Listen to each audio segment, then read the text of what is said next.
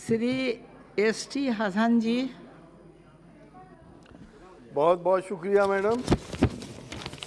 आज हम बहुत ही इम्पोर्टेंट डिस्कशन कर रहे हैं जिससे तमाम दुनिया परेशान है, त्रासदी है। और ये जंग जो हमने लड़ी है अभी इसका अंत नहीं हुआ है, दोबारा ये जंग शुरू होने वाली है, हमें ऐसा महसूस हो रहा है। और जब देश जंग करता है तो हम सब लोग मिलकर उससे मुकाबला करते हैं, इसमें कोई सियासत या राजनीति नहीं होनी चाहिए। मैडम, जितना पिछली लहर के अंदर एक अंदाजे के मुताबिक हम तो ये बता रहे हैं कि 4.25 लाख लोग मरे, लेकिन अमेरिका ने एक रिपोर्ट है जिसने कहा है कि हिंदुस्तान के अंदर तकरीबन 50 लाख लोगों की मौतें हुई। कोई गांव ऐसा नहीं था उस पीरियड में जहां से 2-2, 3-3 लाशें नहीं जा रही थी। वो अननोटिस डेथ का हमें कोई पता नहीं है, इसका भी रिकॉर्ड हमारे पास होना चाहिए। मैं ख़ास तौर से अपने वैज्ञानिकों को बधाई देना चाहता हूं अपनी तरफ से, अपनी पार्टी की तरफ से, कि उन्होंने एक कीर्तिमान स्थापित करा। दुनिया जिस वक्त इस मर्ज से जूझ रही थी, वैक्सीन को ढूंढ रही थी, हमारे साइंटिस्ट ने वैक्सीन बनाई और हमें वैक्सीन देकर हमारी बहुत सी बड़ी आबादी को उसने सेव किया। जहाँ तक मदद का सवाल है, हम सब लोगों ने मिलकर मदद करी, सरकार के साथ करी, सारे एमपीज़ ने। मैं समझता हूँ हाउस में कोई एमपी ऐसा नहीं है जिसने एमपी लेट से वेंटिलेटर के लिए, मास्क के लिए, सैनिटाइज़र के लिए पैसा ना दिया हो। उसके अलावा गरीब लोगों को हम लोगों ने खाने पीने की चीज़ें मुहैया कराईं और तकरीबन हज़ारों लोगों को हम लोगों ने दवाएं दी। क्योंकि मैडम, इस मर्ज के अंदर सबसे बड़ी कमी ये थी कि लोग नज़ला ज़ुकाम समझते थे और जब सांस फूलने लगता है तो जाते थे अस्पताल, देर हो जाती थी। अगर वो दवाएं प्रोड्रोमल सिम्टम पे ही दे दी जाती तो मर्ज आगे नहीं बढ़ता। वो दवाएं हम लोगों ने अपने क्षेत्र में बहुत ज़्यादा तादाद में बांटी। हमारे साथ हम एडमिनिस्ट्रेशन ने पूरा साथ दिया, लेकिन मुझे अफसोस है इस बात का, मुझे कहते हुए इसमें शर्म भी महसूस होती है कि 21वीं सदी के भारत में ऑक्सीजन की कमी से लोग तड़प तड़प के मर गए। ऑक्सीजन की कमी इतनी ज़्यादा थी कि दिल्ली के अस्पतालों में सिलेंडर की मारामारी हो रही थी। कोई सिलेंडर लेके आता था, दूसरा छीनता था कि तुम्हारे मरीज को इतनी ज़रूरत नहीं, हमें ज़्यादा ज़रूरत है। बेड्स नहीं थे, रेमडेसिविर नहीं मिल रहा था, आईसीयू बेड्स नहीं थे। हमें आगे के लिए इस बात का ख्याल रखना पड़ेगा, क्योंकि हमने ये भी देखा कि एम्बुलेंस में बेड जब नहीं मिला तो एम्बुलेंस में लोगों ने अपनी जानें गंवा दी। एम्बुलेंस अस्पतालों के बाहर खड़ी रहीं और लोगों की मौतें हो गई। हमें इससे सबक लेना पड़ेगा।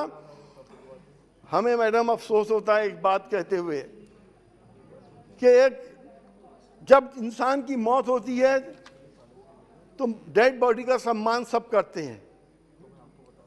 बदकिस्मती से हमारे यहाँ ऐसी मौतें हुई।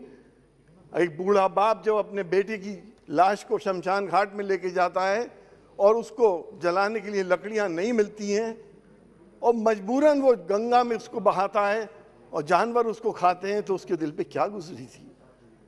हमें इस बात का एहसास होना चाहिए था। शमशान घाटों में लकड़ियाँ क्यों नहीं थीं?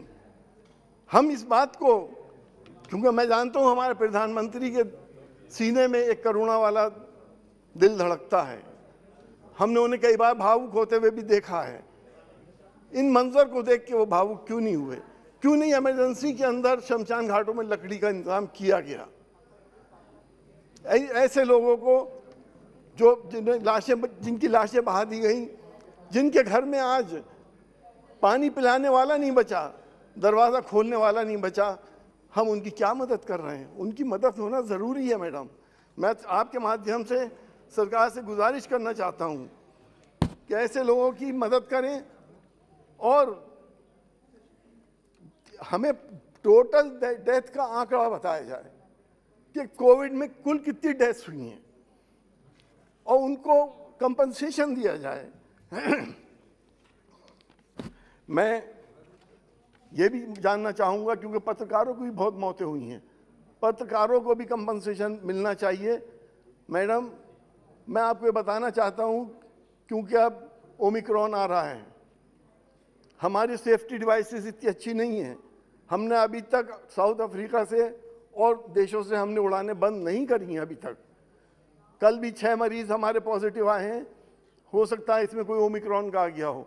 मैं सरकार से और मंत्री जी से पूछना चाहता हूं, जब एयरपोर्ट पे आदमी आया है और आपने उसका सैंपल लिया, सैंपल के बाद रिपोर्ट आने में जो टाइम लग रहा है, उस वक्त उस आदमी को क्वारंटीन किया या नहीं करा, या उसको घर भेज दिया? अगर वो घर चला गया तो फैला ही देगा, एकदम फैलेगा ये। हमें उसके लिए बहुत कॉशियस होने की ज़रूरत है।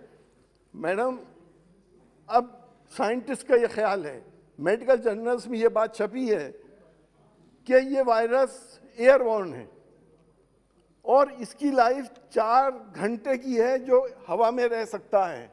लैंसेट में छपा है। मैं हाउस से भी कहना चाहता हूँ, हम मास्क लगा लेते हैं, अच्छी बात है, सोशल डिस्टेंसिंग करें, बहुत अच्छी बात है, लेकिन मास्क की साइडों से भी तो हवा आती है, नाक की साइड से भी हवा जाती है। जब ये 4 घंटे एयर में है और एयर अगर 10 किलोमीटर की रफ्तार से बह रही है तो ये 40 किलोमीटर तक जा सकता है। सिर्फ और सिर्फ इसका वाहिद इलाज जो है वो वैक्सीनेशन है। मैं बधाई देना चाहता हूँ, सरकार को भी बधाई देना चाहता हूँ कि वैक्सीनेशन का प्रोग्राम बहुत सक्सेसफुल चलाया गया। 1 करोड़ से ज़्यादा लोगों को वैक्सीनेशन हो गया। हम वैक्सीनेशन पे और ज़्यादा ध्यान दें, सेकेंड डोज लगनी चाहिए और जहाँ जहाँ ज़रूरत है वहाँ बूस्टर डोज लगे, तभी हम इस समस्या का निदान कर सकते हैं और गरीबों की खास तौर से मदद करने का मैं आपके माध्यम से सरकार से रिक्वेस्ट करता हूँ। बहुत बहुत शुक्रिया। धन्यवाद।